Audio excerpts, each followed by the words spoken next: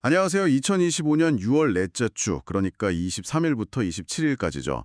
이 기간 동안 보내주신 주식시장 분석 자료, 이걸 좀 같이 보려고 합니다. 특히 그 거래대금이 500억 이상 터지고 또 전일 대비 15% 이상 크게 오른 종목들, 여기에 좀 집중해서 어떤 흐름이 있었는지, 그 배경은 뭔지 핵심만 좀 빠르게 짚어보죠. 네, 안녕하세요. 주신 자료를 이렇게 쭉 보니까요. 이번 주는 역시나 인공지능, 그러니까 AI랑 로봇, 여기에 대한 그 정책 기대감, 이게 아주 강했고요. 또 뭐 스테이블 코인이나 STO 같은 새로운 금융기술 테마도 있었고, 특정 산업 정책 변화, 이런 기대감도 꽤 작용한 한 주였습니다. 네, 맞아요. 단순히 뭐 어떤 종목이 올랐다 이걸 넘어서 왜 시장이 이런 테마들에 주목했는지 그 배경을 중심으로 한번 얘기 나눠보면 좋을 것 같습니다. 좋습니다. 그럼 월요일부터 보면 시작부터 로봇하고 AI 관련주들이 정말 강했어요. 로보티즈는 상한가까지 갔고 로보스타도 눈에 띄게 올랐고요. 이게 단순히 어떤 부처 장관 후보자 지명 소식만으로 이렇게까지 움직일 수 있는 건가요? 좀 놀랍던데요. 네, 그 소식이 중요한 뭐랄까 촉세제 역할을 한 건 맞습니다. 맞고요. 근데 더욱 근본적으로 봐야 할 것은 앞으로 AI나 로봇 산업을 키우겠다 이런 정부 정책에 대한 기대감 이게 시장 전반에 좀 깔려 있었다 이렇게 봐야겠죠. 아, 그렇군요. 네, 투자자들이 지금 뭔가 명확한 성장 동력, 특히 정부가 밀어주는 분야를 계속 찾고 있다는 신호로도 볼 수 있습니다. 아, 그리고 월요일엔 그 SK 이터닉스도 강했잖아요. 이건 데이터 센터랑 재생에너지, 이 둘을 연계한다는 기대감 때문이었고요. 흥미롭네요. 그리고 스테이블 코인, 이것도 빼놓을 수 없겠어요. 월요일에 넥서스랑 카카오페이가 오르더니 화요일에는 카카오게임즈가 상한가, 카카오뱅크도 급등했잖아요. 스테이블 코인, 그러니까 특정 자산의 가치가 딱 고정된 디지털 화폐. 여기에 대한 기대감이 이렇게까지 큰 건가요? 네, 상당히 컸습니다.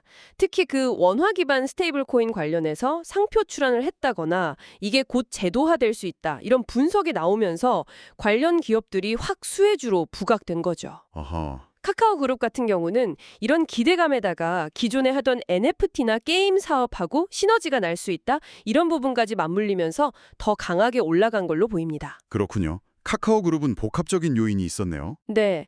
그리고 화요일에는 또 하이젠 R&M 같은 로봇주 강세도 여전했고요. 한국전력은 태양광이랑 원전 양쪽에서 다 수혜를 볼 거란 분석이 있었고, LS 일렉트릭은 엔비디아랑 공급 협의한다는 소식이 호재였죠. 포시에스도 있었네요. 정부 AI 클라우드 지원 사업 선정. 네. 그러다가 수요일에는 좀 결이 다른 움직임이 나타났어요.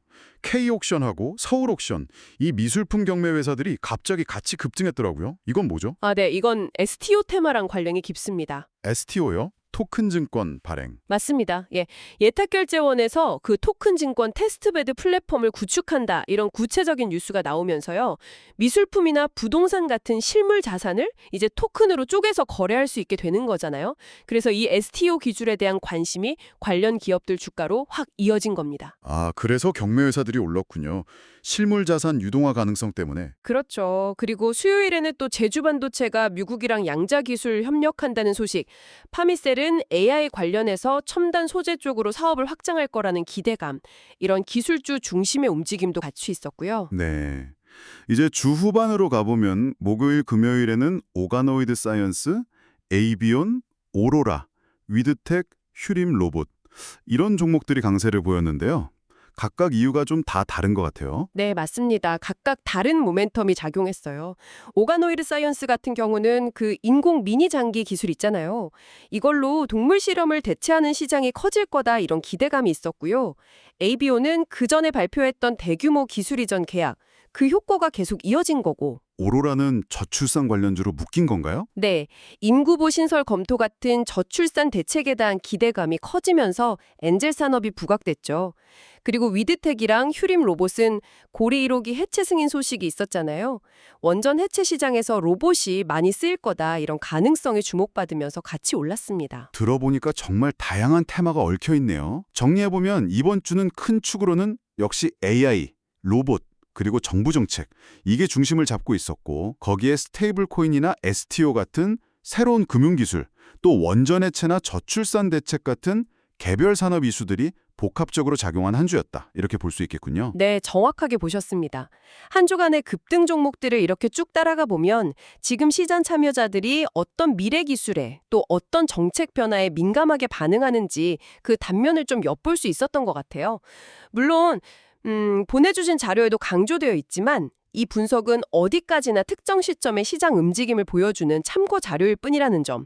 실제 투자 결정은 항상 시장 변동성 염두에 두시고 아주 신중하게 접근하셔야 한다는 거. 이거는 꼭 기억해 주시면 좋겠습니다. 네, 그 점은 항상 유의해야겠죠. 네, 여기서 근데 한 가지 더 생각해 볼 점이 있는 것 같아요. 뭐냐면 이렇게 매주 AI나 로봇 또 뭐 친환경 에너지 같은 테마들이 계속 반복적으로 시장에 뜨거운 관심을 받잖아요. 이런 현상을 우리가 어떻게 해석해야 할까? 이런 단기적인 시장의 열기가 혹시 우리가 앞으로 맞이하게 될 더 큰 산업 구조의 변화, 더 나아가서 경제 구조의 근본적인 전환, 이걸 미리 보여주는 신호는 아닐까? 한번 좀 곱씹어 볼 만한 질문인 것 같습니다.